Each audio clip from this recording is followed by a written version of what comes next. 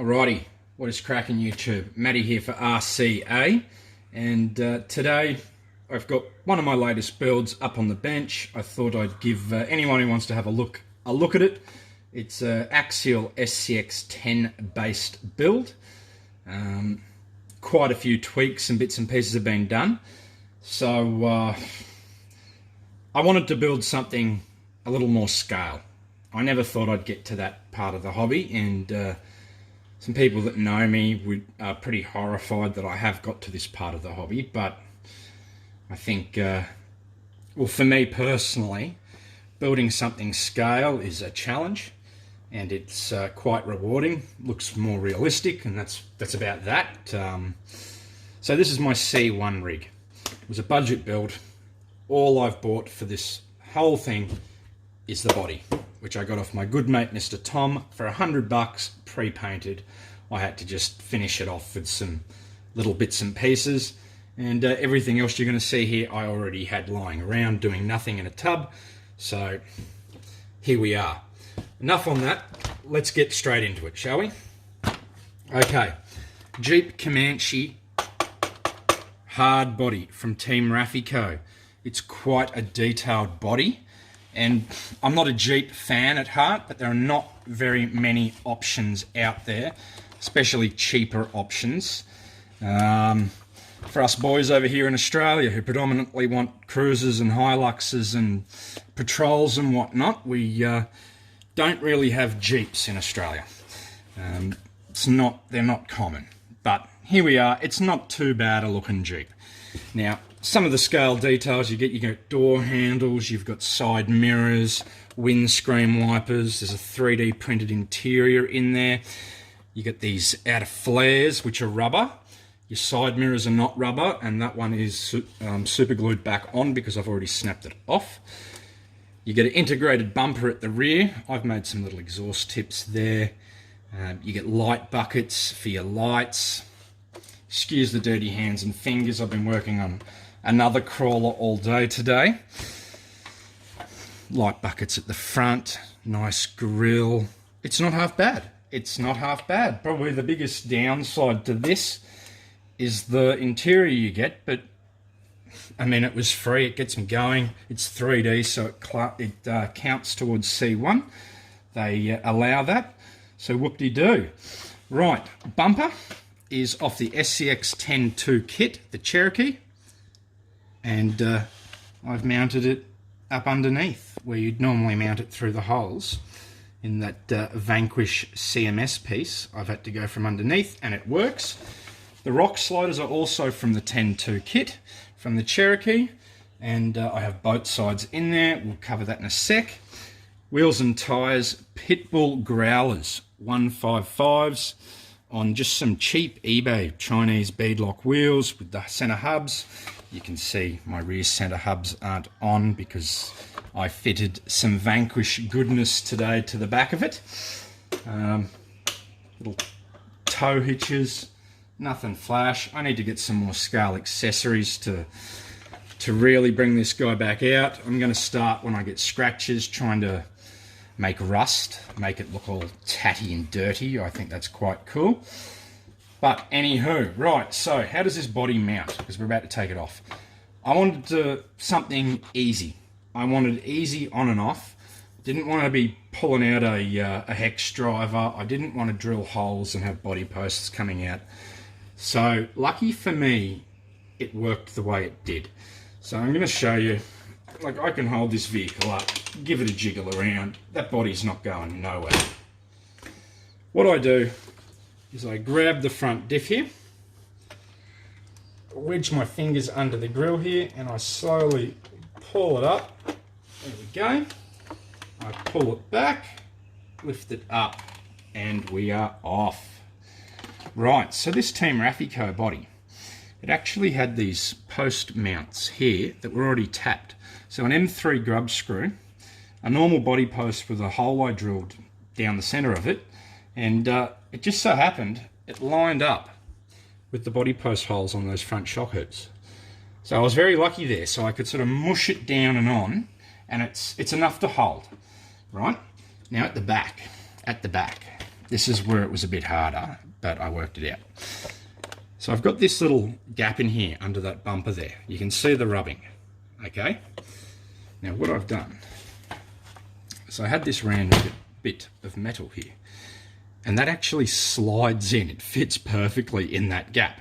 So what I have to do to put the body back on is I slide it in and push it down. I'm not going to do that because I have to hold it upside down because of these flares that double-sided taped on.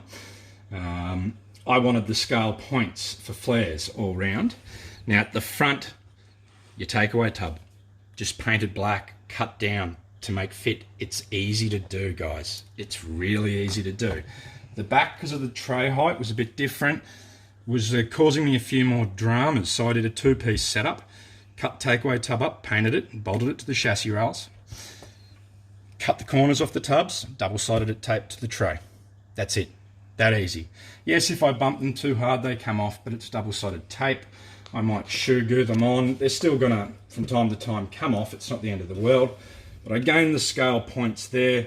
Scale driving isn't as aggressive as C2 driving or, you know, your general trail bashing, what I'm used to anyway. So it's working for me. Little exhausts I made up, nothing flash hot, just some pipe work, some Gorilla Tape and some shoe glue. Gave it quad exhaust so I can pretend it's got a lush V8 in it. Interior is double-sided, not double-sided tape, it's electrical taped in at the moment. Why have I done that? Well, because I'd like to do a different interior for it, and this means I can pull it out and then do what I need to do. When the time comes, it will not last forever like that. Okay. Oh, where are we? I'm getting pasty mouth here. Right, sorry guys. Let's start at the front, work our way down.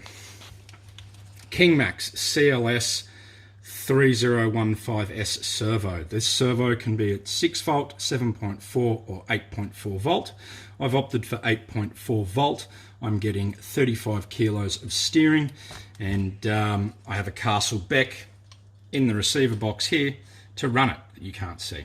You can't see the RX47T, Samwa RX, that's in there also. What I do, I run a bypass adapter. That's just a little wire harness. I'm only feeding the servo off that Beck. The receiver is being fed off the Quick Run. Corolla brushed 1080 from Hobbywing. Great bang for buck ESC. Right, so the Vanquish CMS motor plate / bumper mount, either or either. It's a Werty made panhard bar setup, I believe. We have 32 pitch gearing, 12 tooth pinion, 56 tooth spur, nothing flash, whoop-de-doo there. There is in here, it's going to be a bit hard to see. That's a Vanquish chassis mount piece there. Alloy knuckles and chubs and universals in the front. Axial Scx10 diffs with regular gears inside. We have the Icon alloy body shocks all round from the Scx10 kit. They're doing the job nicely for me. Up here, so we've got, I believe it's a Year Racing transmission housing. Your basic Scx10 transmission housing, all metal gears inside to a cheap metal drive shaft, which flows down to a transfer case. Now we have a Tekken Pro Wound 30 turn motor in there. I run 3S. It's very bitey. It's more than enough. It's an awesome motor. Stock drive shafts down off the transfer case. Just your wide bore drive shafts from Axial. They're doing fine. Metal links all around. A mixture of different brands. They're just what I had lying around. These were Boom Racing ends, and I like them. I thought it was just a classier touch. As you can see, the both sides here and how the rock sliders mount. I've had to drill some holes, put some M3 screws through there and some nuts on the other side just to get it positioned right in contrast to the body. Moving to, I think that's everything up the front. I believe that's everything up the front. Oh, wait. Oh, the center. The skid, I can't forget this. 3DRC, good mate of mine, Brock, printed me this high clearance skid. It's nice and slippery. It's already getting scratched. Love your work, brother. Epic, epic. Very happy with that. Onto the back. the original SCX10 battery tray. Now I don't have the metal piece, so that's a bit flappy, and we're going to sort that with a bit of carbon fibre or graphite.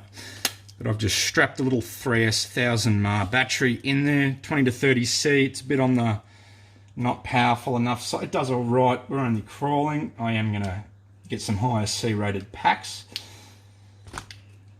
I got some just some metal plate. You can see here that's put behind my dodgy inner fenders, and drilled some holes and mounted the icon shocks at the back. Used RR10 bomber kit springs. I needed something real firm. The stock icon shocks with the stock springs at this angle, it was just on its guts, which was no good. I originally had some cross RC coils in these little bits here that are still on there. You might be wondering why. I had some cross RC coils, and they mounted down onto this STRC upper link plate there. Now, what happened, I blew an upper link out last comp, and because it blew out and where I was at and I was all binded up, it reefed that wheel down and stretched the coil out badly. So I've removed them, but part of what props the body up, the tray up at the back, are these. So I've had to leave these little hoops on. It's no biggie, not the end of the world. Flip it over. I've just, as I said, added today some Vanquish rear lockouts. They are lovely, aren't they? I'm digging Vanquish stuff. The quality is sensational. I'll give them that. They do a really nice job. Look, I think we've covered it all. We'll turn him on. All my crawlers, I use my Sandwire M12S remote. I love this remote. I cannot rate it high enough. So I'll flip the remote on. I'll plug this guy in, make sure he's around the right way, turn him on, and I'll just give you a look at what sort of power we're dealing with here. Very crawly, so very crawly. And if I need, if in doubt, power out, she's got some curry there for me. So all in all, I mean, it was a cheap build for me. I just had to buy the body. It's all been slapped together with spares. It's one of the good things about the hobby, if you're a hoarder like myself and you don't ever get rid of anything, you end up with a crap load of spare parts. And well, in this situation, it's worked out very nicely for me. I've got something that I can go out and enter and have some fun with. Comping was awesome fun. I went to my first one the other week. Absolutely had a ball.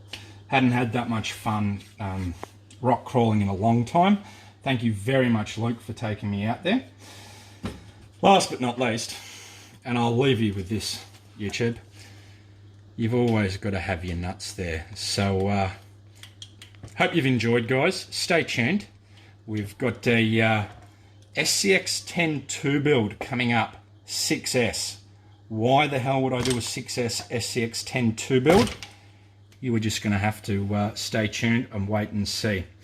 Alrighty, YouTube. Have a good one. Like, share, subscribe, whatever you want to do. Leave a comment.